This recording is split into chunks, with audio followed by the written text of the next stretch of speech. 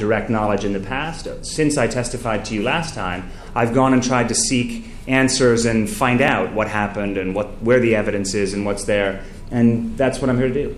So was it Mr. Crone, a respected lawyer and in-house legal advisor for many years? Who did what? Who misled this committee?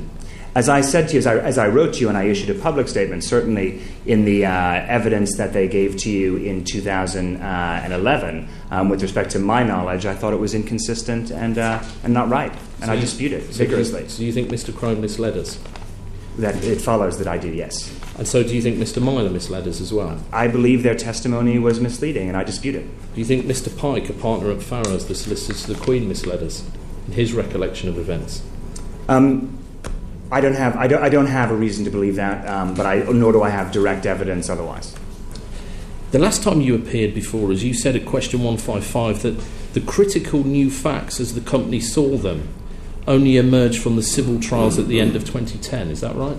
To my attention, that is correct, yes. But we now know that this statement was completely untrue. We know that critical new facts were seen by the company as early as 2008. So who told you that? It was only in 2010 that the company became aware. Well, certainly I became aware of those critical facts in 2010 after the due process of the civil trial had uncovered some of the police evidence and discovery by those civil claimants. And who was it who told you? I think was it previously I had received assertions from Mr. Myler, from Mr. Crone that there was no new evidence, and that, as you had received those assertions as well in 2009 and later. So you also said that you sympathised with the frustration of the committee, and you said it was, and I quote, "a matter of real regret that the facts could not emerge and could not be gotten to my understanding faster." You now know that that was untrue. It is a matter of concern, and I think what I've tried to describe earlier with respect to sort of how I think about what we could do differently and how we can improve and what happened here. I think the amount of transparency between what was known by certain individuals, or at least what was seen by them, the leading counsel's opinion, etc., if that had been more transparent to me, I think that would have been very, very important and very helpful. But it was not, and that is a matter of great regret. So the correct position is that the facts emerged in 2008 and this committee was misled? The facts did not emerge in 2008. Certain individuals were aware. The leading counsel's opinion was there. The four Neville emails, so-called, was there. None of those things were made available or discussed with me, and I was not aware of those things. And even in 2009, when the newspaper made allegations about those things, the company relied, and I've testified to this fact and written to you, and I'll say it again, the company relied for too long on repeated assertions and assurances as to the quality and rigor and scope of the internal investigations that had been carried out previously, and I think relied also on the assertions and reassurances made publicly by the police, who had all the relevant information, that no new evidence was found within 24 hours of the 2009 allegations, for example. You previously informed us that Myler did not show you the full Neville email when you met him on the 10th of June. Did he mention it, or could he have discussed it with you when you had that conversation on the 27th of May? No, I don't. Again, neither Mr. Myler nor I have any recollection of a substantive conversation on the 27th of May. Your company's solicitor's contemporaneous note of his discussion with Myler following that meeting was that you agreed with Myler to wait for Silk's view in relation to damages. The Silk was your QC, Mr. Silverleaf, presumably. Presumably, I would guess that's what he's talking about in that. And this opinion was being prepared so that you could decide what to do about Gordon Taylor's claim. With respect to damages, was my understanding. And it contained the words I just read to you, and also Mr. Pike's note also states, one result of Goodman CG sprayed around horrid allegations, horrid process, i.e. NW plus SK, Ross Hall, IE Associates, Ed GM Mulcair, didn't believe culture in the newsroom, Les no longer here, James would say get rid of them, cut out cancer. You accept that note? I think actually it's a good thing to focus on for a minute. Well, hold on, let me just ask you this. Sir? What cancer do you think Mr. Pike was referring to? I think he's first of all, I think it's Mr. This is the part of the note where Mr. Pike is writing down what Mr. Myler was telling him. And what I can see in that note was actually, a conversation between Mr. Pike and Mr. Myler, where Mr. Myler referred to the, quote, horrid process of investigations, I'm assuming these are with respect to the Goodman allegations in his dismissal claim, that he doesn't believe there's a problem in the newsroom. And then I think, crucially, it really shows that perhaps he was worried about raising these issues with me, because I would have said, get rid of them all, and I would have said, cut out the cancer, i.e. people who are suspected of wrongdoing, we would pursue, we would hold accountable, and that was the way that he would approach it, and that is the way that I would approach it. And I think, that speaks volumes, and I think it's also why, perhaps, I was given a narrower set of facts than I might have liked in the June 10th meeting of that year, the following week and a half later. But it does suggest that there was a discussion at least about a culture of hacking at the newspaper. Certainly not between myself and Mr. Myler. What you're referring to is a transcript of Mr. Pike's discussion with Mr. Myler, as I understand it. I was just going to say that, just a quick interjection. I think you've probably you remember this note very well, Mr. Murdoch. But when you said that you've read that as Colin Myler didn't believe there's a problem in the newsroom, I read him as saying, I don't believe the culture in the newsroom. That's completely different. Completely different interpretation. That is a different interpretation. It depends where you put the sort of, I guess it wouldn't be a punctuation issue, but in a transcript it's hard to come across. It doesn't really matter. The point is, none of it was discussed with me.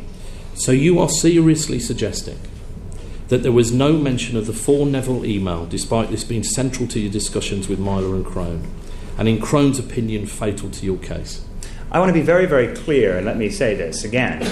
The so-called For Neville email, now referred to as the For Neville email, but not then referred to as the For Neville email, was mentioned to me as evidence that was important with respect to it being a transcript of a voicemail interception that came through that proved that it was on behalf of the News of the World.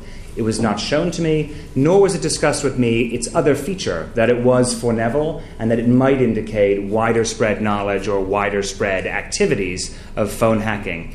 It was important for two reasons. It was the evidence that was fatal to the case, unquote, but it was also evidence that might have, in conjunction with leading counsel's opinion, in conjunction with the appropriate transparency that I would have liked in retrospect to have had, led to further investigations and moving forward on a different footing. And you're seriously asking me to accept that there was no mention that Newsgroup newspapers had actively made use of a large number of extremely private voicemails from Taylor's telephone, as evidenced in Crone's memo? It was only told to me that there were transcripts of voicemails there. That reference in the those documents weren't shown to me that you're referring to, nor the way that they discussed it. And there was no mention of a number of Newsgroup journalists identified by Mr. Crone at News of the World and the Sun who were obtaining access to information illegally. No. And after receiving Mr. Silverleaf's opinion, you met Myler again on the 10th of June, this time with Crone, did you not? As I've testified extensively, I did meet in the late afternoon with Mr. Crone and Mr. Myler. I did not receive Mr. Silverleaf's opinion. Mr. Crone and Mr. Pike had received Mr. Silverleaf's opinion, and I don't know what they discussed about it with Mr. Myler. And so there was no mention of a culture of illegal information discussed at that meeting? Certainly not. Do you still maintain that neither Crone nor Myler mentioned this, even in passing, given the strength of words used by Silverleaf? Yes, that's exactly right. They did not mention it.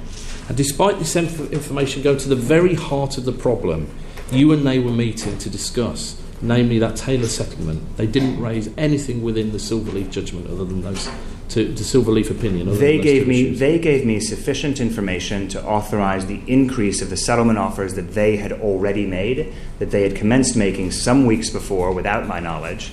And they left that meeting with the authority to continue to negotiate. They did not give me any of the relevant documents that you refer to. They did not discuss them with me in the terms that you described. They did not discuss wider spread phone hacking, allegations of wider spread criminality, or the like. Nor did they discuss with me the wider findings or wider views contained in the leading counsel's opinion.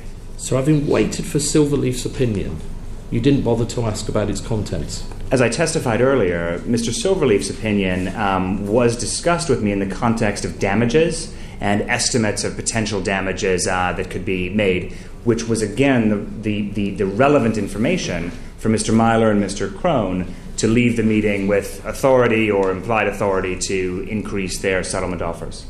That you talked to Crone and Myler for up to 15 minutes without any detail emerging about what the opinion said other than those 2 points. I think if all of those other details had been discussed, it would have been a lot longer meeting. Or why the opinion made it necessary to offer Mr. Taylor a very large payment. I'm sorry, could you repeat that, Mr. You didn't ask why the large payment was necessary. It was made very clear to me that the case would be lost, that the case, that there was evidence in the case that linked the voicemail interceptions to the News of the World, and that if litigated, the company would lose. There was an estimate of damages when added plaintiff's costs and the company's own costs to that. An estimate was made, and I recall and I think I testified to you of this in July, somewhere between £500,000 and £1 million, and that this was what it would be required to settle this case. And relative to litigating the case, losing, and spending that money, it was a reasonable decision to go with the very strong legal advice that had been received. Why do you think Mr. Crone and Mr. Myler immediately questioned your previous testimony to this committee? I can't speculate as to why they did that. When you appeared here last time, you said that outside legal advice had been taken on the expected quantum of damages. You just mentioned that. Their advice was that the case could be lost and that in the absence of any new evidence, I was certainly not made aware of any new evidence, as you've said again this morning. It was simply a matter related to events that come to light in 2007 and that criminal trials before I was there. It was a matter in the past. But having now seen Mr. Silverleaf's advice, do you accept that this is not an accurate assessment of the advice received from external counsel, and and that the committee were misled by Crone and Myler on that particular point? I think, could I just be clear there? I think you're referring to my testimony with respect to June, with respect to that, and I stand by my testimony. That was my understanding at the time, and that was precisely how I understood it at the time and why it was reasonable to make the decision that was made. With respect to having now seen the leading counsel's opinion, as I said earlier this morning, it would have been better if the whole nature of that opinion and all of the issues contained in it were made clear to me. But none of those things were discussed with me at the June 10th meeting or other meetings or conversations at all. The only substantive meeting was the June 10th meeting between Mr. Crone and Mr. Myler, and the only things that were discussed were the things that Mr. Crone and Mr. Myler deemed sufficient for me to authorize them to increase the settlement offers that they were already engaged in making to a much larger sum. Mr. Murdoch, it's clear you're not going to answer any of my detailed questions, so I wasn't going to do this, but I feel that given that it's in the papers this morning, I need to tell you that I've met Neville Thirlbeck, and although the meeting was supposed to be in confidence, I think there is a public interest in revealing what he said to me. And I know you've not seen this yet. I will make it available to you.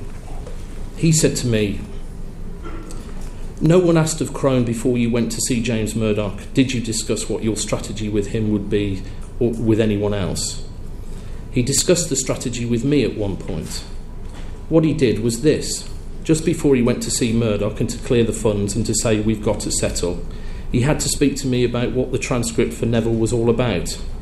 Neville, we've got a problem because of this.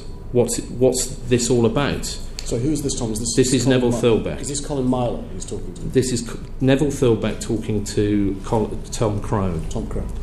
I looked at it. I don't know, Tom. I never received it. I don't know. I'm looking at it and saying, clearly it's hacked. Who is it? You'd better speak to X. Somebody must have asked X to do this. I mean, X was asked to do so many of these by people on the news desk at the time. He would know. He would have to be pretty dumb not to know.